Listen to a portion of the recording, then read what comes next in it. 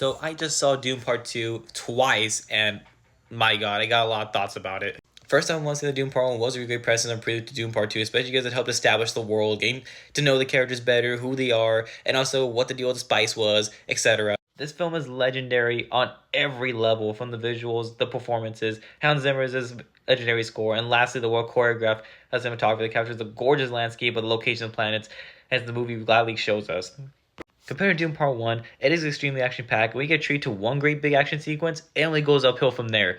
Heck, it only scratches the tip of the surface as you get treated to another, and another, and another, and then Lord of the Rings big action sequence that was just brilliantly breathtaking from beginning to end. It just had me thinking, like, how in the world did they create this movie?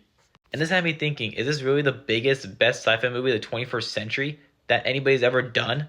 And out of all the performances of the cast that stood out from the rest, Timothy Chalamet right here delivered was arguably his best performance in his whole career. I mean, Dune went from being the son to the most noble, honorable character in all of Dune to being the chosen one who acted like a Christ figure in this one. Like, he really amped it up. And also that sturdy yet manipulative speech where he tells the Freymans that he'll lead them to paradise while the Freymans stand up with their blades in hand.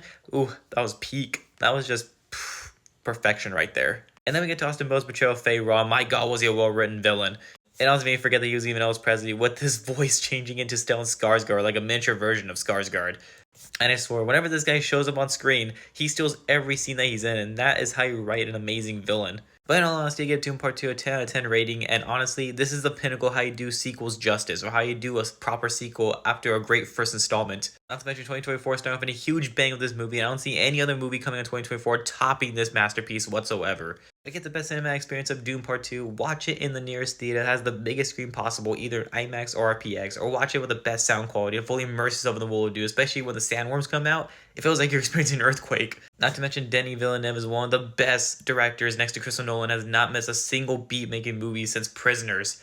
Also, if you're someone's into the fun side adventure stories based on the moral complexities and ambiguity of Game of Thrones, give Dune a chance because it's basically those two combined together as a hybrid. The special thing about this movie, of course, is that it's going to have us looking back for decades to come, wondering where we've been at in theaters and wanting to relive the experience again. Both on said and done, I can't wait to see what Denis Villeneuve has in store for Dune Messiah, and honestly, I look forward to him continuing the story, no matter how long it takes.